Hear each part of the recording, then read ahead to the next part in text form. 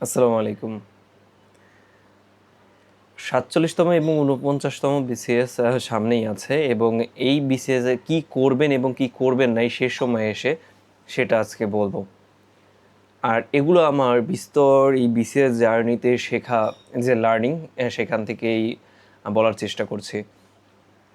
প্রথমত ৪৩তম বিসিএস আমি অ্যাপিয়ার দিয়ে অ্যাপ্লাই করি এবং আমার অনার্সের পরীক্ষার পরপরই এই পরীক্ষা অনুষ্ঠিত হয়।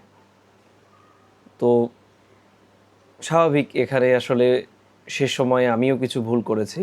প্রথম ভুলটা ছিল আমি শেষ সময়ে এসে প্রচণ্ড টেনশনে পড়ে যাই, প্যানিক অ্যাটাক যেটাকে বলে।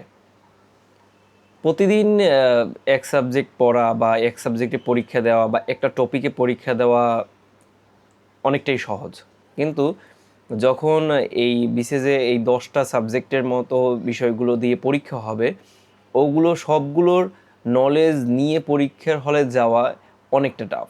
তো পরীক্ষার 1 মাস আগেই আমি একটু ঘাবড়ে যাই যে এতগুলো সাবজেক্ট আমি কি মনে রেখে যেতে পারবো কি না।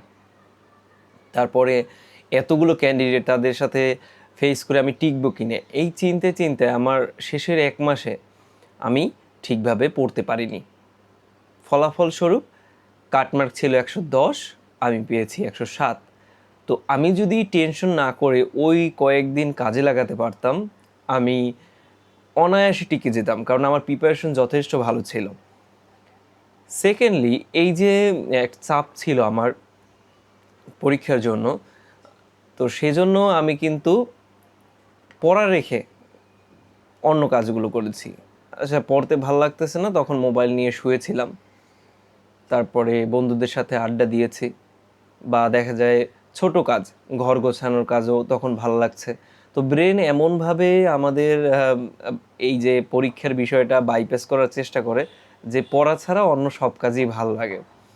তো এর মধ্যে এই মোবাইল চালানোর কাজটা প্রথমেই আমি লিখে রেখেছি, যাতে আপনাদেরকে টু দি পয়েন্ট বলতে পারি যে মোবাইলে অন্তত এই যে কয়দিন বাকি আছে মোবাইল চালাবেন না। দরকার হলে বাটন ফোন কিনুন অথবা একদম স্কিপ করুন। আর বন্ধুদের সাথে অতিরিক্ত আড্ডা দিবেন না। দরকার হলে 10-15 মিনিট আড্ডা দিয়ে আসেন, এর বেশি দরকার নেই। তারপরে অতিরিক্ত এই ইবাদত করবেন না। শুনতে খারাপ লাগলেও এটা বাস্তবতা, কারণ আমার এক বন্ধু এখন ঠিকমতো নামাজও পড়ে না, কিন্তু তখন দেখা যায় এক ওয়াক্ত নামাজ পড়তেও তার 10-15 মিনিট লেগে গেছে। তো সারাদিন ইবাদত বন্দেগীতেই ছিল। তো ব্রেন স্কিপ করতে চাচ্ছে আপনাকে আসলে এই পড়া বাদে অন্য সব কিছু করতে আপনার ভাল লাগবে তখন। আরেকটা এই যে প্যানিক অ্যাটাকের কথা বললাম, যেটা আমিও হয়েছিলাম। অতিরিক্ত টেনশন করে যে আমার থেকে কম্পিটিটর বড়, আমি মনে হয় পারবো না। তারপর পড়াশুনো করতে গেলে দেখবেন যে হাত পা কাঁপে, তার থেকে মোবাইল চালাতে ভালো লাগছে।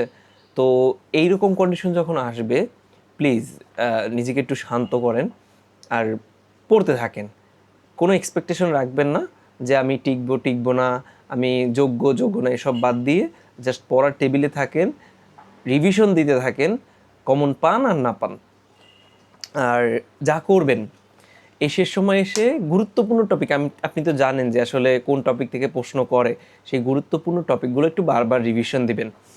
আর মডেল টেস্ট দিন, প্রতিদিন অন্তত একটা মডেল টেস্ট দিন, তাতে আপনার টাইম ম্যানেজমেন্ট অনেকটা ভালো হবে এবং এই প্রশ্নগুলো যদি সলভ করেন আপনি এখান থেকে কমনও পেয়ে যেতে পারেন।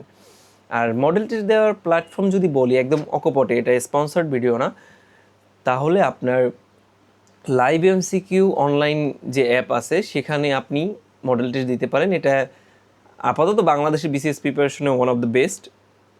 এছাড়া যদি আপনার মনে হয় যে আমি ফিজিক্যাল কোনো জায়গায় পরীক্ষা দিতে পারি, সেক্ষেত্রে কনফিডেন্স আছে, অদিতি আছে, যেখানে আপনার সুবিধা মনে হয়, উত্তরণও ভালো করছে, সেখানে আপনি দিতে পারেন, কিন্তু অবশ্যই প্রশ্নটা ভালোভাবে সলভ করবেন। দেন এটা আগের ভিডিওতে বলছি যে বিগত সালের প্রশ্নে জোর দিবেন। সেটা প্রথম জোর দিবেন বিসিএসের বিগত সালে, এবং এরপরে দিবেন পিএসসি কর্তৃক যে পরীক্ষাগুলো নিচ্ছে সেই প্রশ্নগুলো আপনি ভালোভাবে পড়ে রাখবেন। আর যেটা একটু আগে বললাম, সেটা অতিরিক্ত আশা রাখবেন না। আমি কিন্তু 43তম বিসিএসে কিছুটা আশা রেখেই ছিলাম আর কি। আমার সহপাঠী যারা ছিল তারাও আমার উপর আর কি আশা রেখেছিল। তো ওই জন্য একটা প্যারা খেয়েছি।